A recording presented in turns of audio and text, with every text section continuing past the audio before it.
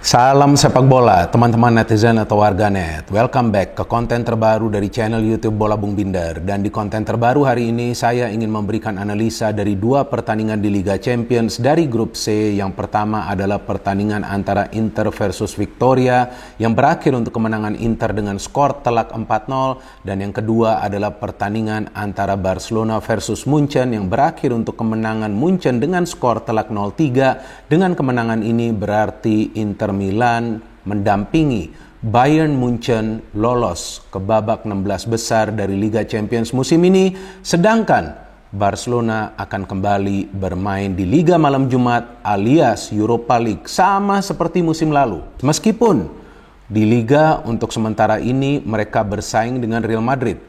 Tapi jika permainan Barcelona masih seperti ini ketika lawan tim-tim kuat, maka belum tentu juga mereka bisa menjadi juara di La Liga.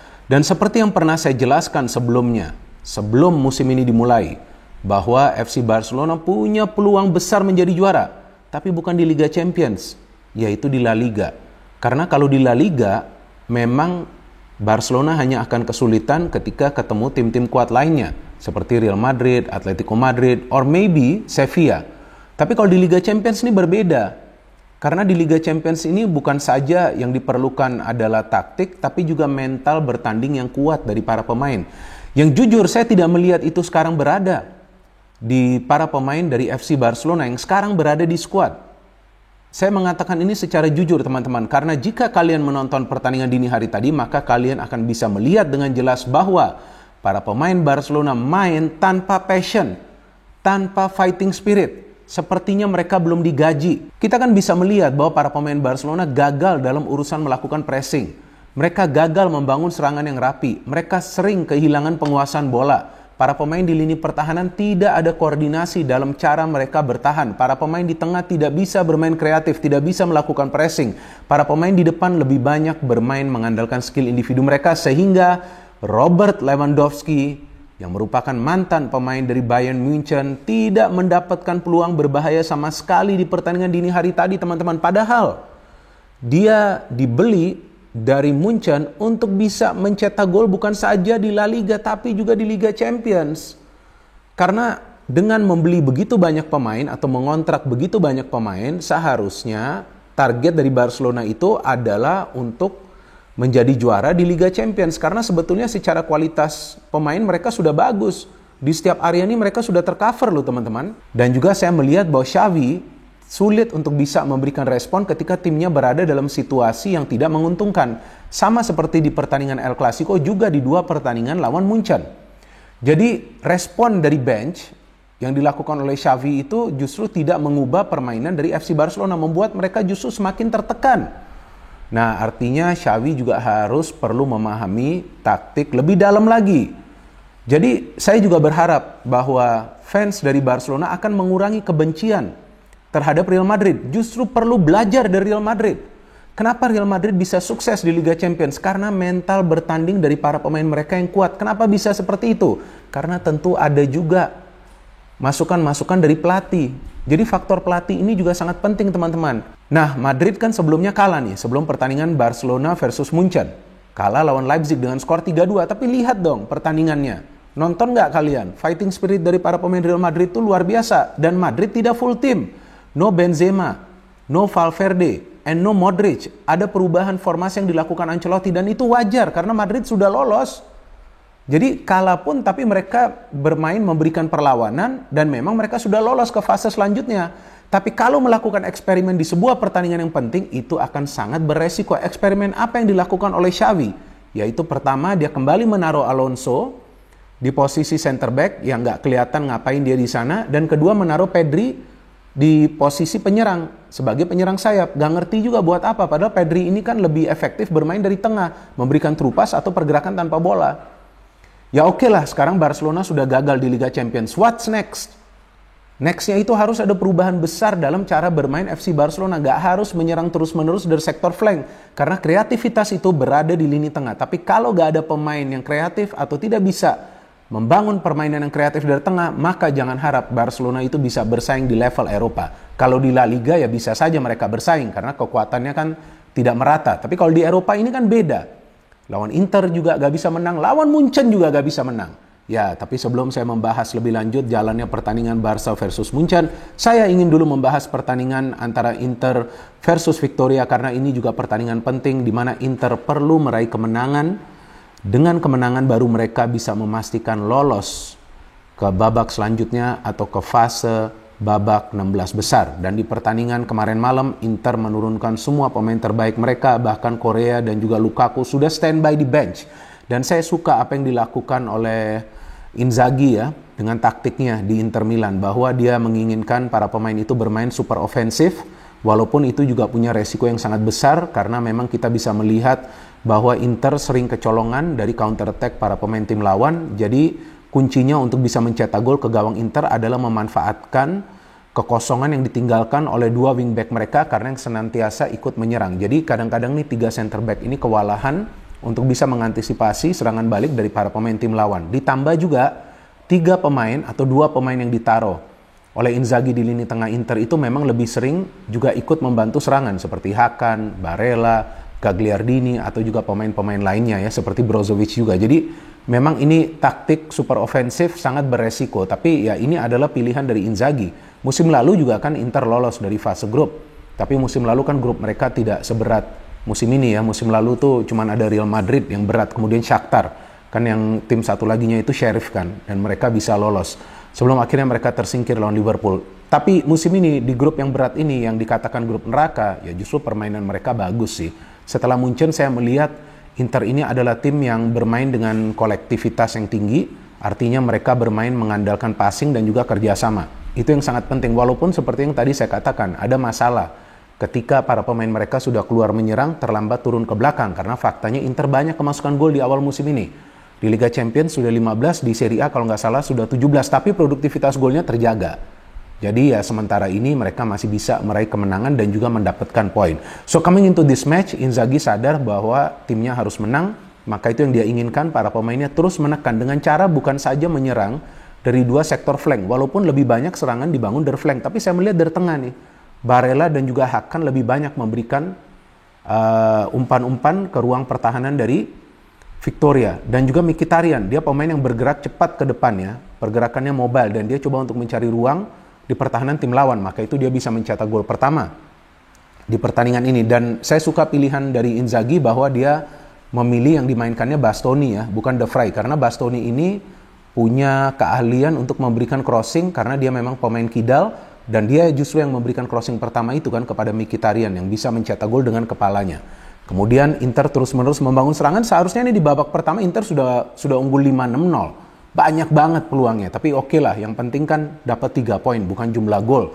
Dan kemudian mereka bisa mencetak gol kedua, umpan dari Di Marco. Di Marco juga nih pemain yang agresif ya, cara bertahannya nih agresif, dan umpan-umpannya nih tajam-tajam nih ke lini depan. Dan dia bisa memberikan umpan kepada Dzeko yang berdiri free, setelah sebelumnya Barella mengirimkan umpan daerah. Jadi, nah itu dia yang saya katakan tadi, bermain secara kolektif ya. Jadi mereka bermain secara kolektif mengandalkan passing, so no individual play.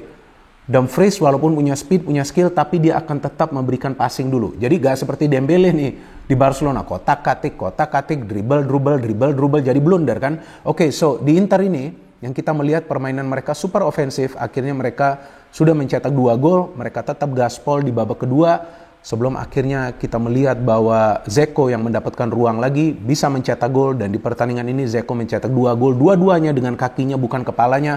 Martinez yang juga mendapatkan 2 peluang di babak pertama, kali ini memberikan assist kepada Dzeko dan dia bisa melakukan finishing yang sempurna.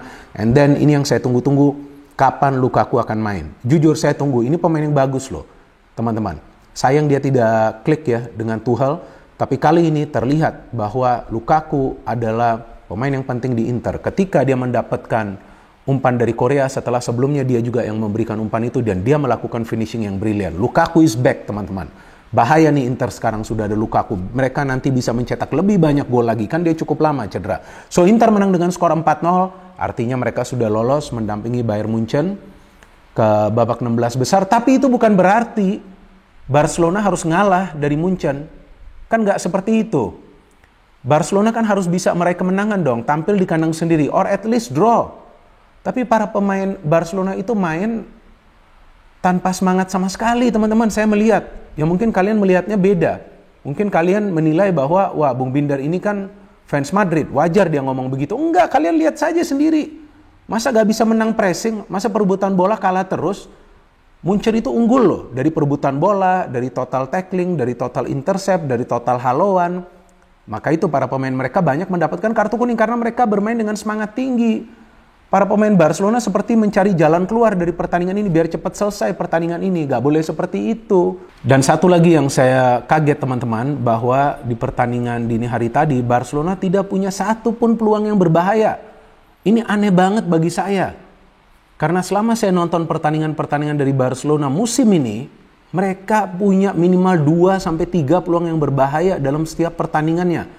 Walaupun juga jika nanti mereka kalah kan, seperti di pertandingan El Clasico. Tapi kan mereka punya big chances. Tapi di pertandingan dini hari tadi, no big chances. Lagi ngapain itu pemain-pemain Barcelona? Ini kan gak fair juga bagi para fans.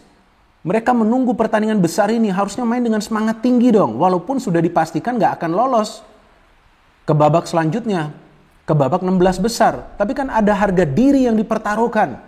Tapi justru para pemain terlihat lemas di atas lapangan teman-teman. Lewandowski sih memang gak dikantongi De Ligt, tapi dikarungi oleh De Ligt. Sama sekali dia gak punya peluang di pertandingan ini kan. Memang De Ligt itu hampir saja ya memberikan penalti kepada Barcelona. Tapi memang akhirnya dilihat dia melakukan tackling yang bersih ketika ada review dari ruang VAR ya. Yang juga dilihat oleh wasit di monitor di lapangan. So from the lineup memang Bayern juga gak full team karena Neuer gak main, Sané gak main. Tapi lihatlah kolektivitas di antara para pemain mereka. Bermain tenang. Mereka berpikir secara tajam. Passing-passingnya juga terukur. Dan saya benar-benar bingung teman-teman. Ini Bellerin ini untuk apa ya ada di Barcelona? Dia kan sudah gak kepake nih di Arsenal. Dan justru karena dia tuh 2 gol dari Munchen. Karena dia membuat 2 pemain Munchen itu onside. Yang pertama adalah Mane dan yang kedua adalah Moting. Moting atau Choupo-Moting ya. Itu kan namanya, kan dia dulu kan pelapisnya Lewandowski kan, malahan Choupo-Moting yang bisa mencetak gol, Lewandowski gak bisa. Memalukan banget ini situasi bagi Lewandowski dan juga bagi Barcelona. Dan Lewandowski saya ingat tuh ketika dia bilang dia mau pindah dari Munchen karena dia ingin mencari tantangan baru. Dan benar, tantangan barunya kan ada di Europa League sekarang bagi Lewandowski. Jadi Munchen yang bermain dengan tenang, berkali-kali bisa menguasai dan merebut bola di lini tengah, akhirnya mereka bisa membangun serangan secara rapi, di mana Gnabry itu yang memberikan umpan daerah kepada Mane. Mane ternyata tidak offside dan dia bisa bergerak lebih cepat dari Bellerin dan mencetak gol yang indah untuk menjebol gawang Ter Stegen. Setelah itu Munchen seharusnya bisa mencetak gol juga ketika ada peluang dari Musiala, kalau nggak salah ada dari Mane juga, sebelum akhirnya mereka bisa mencetak gol kedua di pertandingan ini. Teman-teman, saya melihat memang serangan-serangan dari Munchen ini mematikan ya. Hanya 1-2 kali passing mereka bisa membuka pertahanan dari tim lawan, dan kali ini pertahanan dari Barcelona ketika Gnabry lagi memberikan umpan kepada Choupo-Moting, yang sebelumnya Gnabry itu mendapatkan key pass dari Musiala dan kemudian Moting bisa melakukan finishing yang sempurna, dan itu yang memang perlu dilakukan oleh striker ketika sudah berada di kotak penalti pertahanan tim lawan. Coming into the second half, akhirnya kan Pedri ditarik keluar karena gak jelas peran dari Pedri itu di depan. Yang main Rafinha juga sama, kotak-katik bola, dribble, akhirnya blunder karena Munchen akhirnya mencetak gol lagi. Alonso juga gak jelas tuh, gak bisa ngejaga. Akhirnya Konde juga diganti karena kerjasamanya gak jalan dengan Alonso. Tapi Eric Garcia masuk juga gak membawa perubahan kan. Saya bingung Gavi kenapa gak dimainin nih, karena Gavi ini fighter di lini tengah. Tapi tetap kan yang dipilih adalah Busquets. Ya, Busquets mungkin adalah teman baik ya dari Xavi sehingga dia tetap pilih Busquets. Dan akhirnya Munchen bisa mencetak gol lagi dari Pavard. Kita lihat itu Gnabry yang coba untuk syuting tapi bola pantul dari tanah langsung ke Pavard, dan Pavard bisa menyelesaikan peluang yang dia dapat, dan juga Munchen menyelesaikan pertandingan ini dengan kemenangan telak 0-3 yang seharusnya mereka bisa menang dengan skor 0-5 atau 0-6 karena Mane juga mendapatkan peluang di babak kedua yang save-nya luar biasa itu dari Ter Stegen, dan juga Musiala kembali mendapatkan peluang, Gnabry juga mendapatkan peluang. So overall this was a good game for Bayern Munchen karena tampaknya mereka latihan di Camp Nou sehingga mereka juga bisa mengasah kemampuan mereka untuk melakukan serangan dan juga finishing. Sayang sekali untuk FC Barcelona bahwa mereka gagal lagi di Liga Champions musim ini, gagal lolos dari grup. Mungkin bagi kalian yang menilai bahwa Liga Champions ini tidak penting, kalian jelas salah, karena Liga Champions ini adalah sumber pemasukan yang besar bagi klub-klub yang bertanding di sana. Apalagi Barcelona sudah membeli begitu banyak pemain atau mengontrak banyak pemain secara free, tapi kan memberikan mereka gaji yang besar. Jadi harus berhati-hati juga Laporta jika nanti Barcelona justru tidak bisa mendapatkan juga sukses di kompetisi lainnya seperti Europa League atau juga La Liga, maka tentu nanti mereka akan kembali kesulitan secara finansial. Padahal saya yakin itulah yang diinginkan oleh Laporta untuk lolos dari fase grup Liga Champions, minimal bisa masuk sampai semifinal agar juga klub mendapatkan pemasukan setelah membeli atau mengontrak begitu banyak pemain dan memberikan mereka gaji yang besar. Oke, good luck Lewandowski and also FC Barcelona, dan good luck untuk Inter Milan, karena saya senang sekali ada tim dari Serie A yang bisa lolos ke babak selanjutnya. Saya berharap juga nanti AC Milan bisa lolos agar dua tim asal Italia ini juga bisa memberikan perlawanan kepada klub-klub lainnya. Dan musim ini hanya Real Madrid, tim dari La Liga, yang lolos ke babak selanjutnya. No hate, no politics, only football. Salam sepak bola.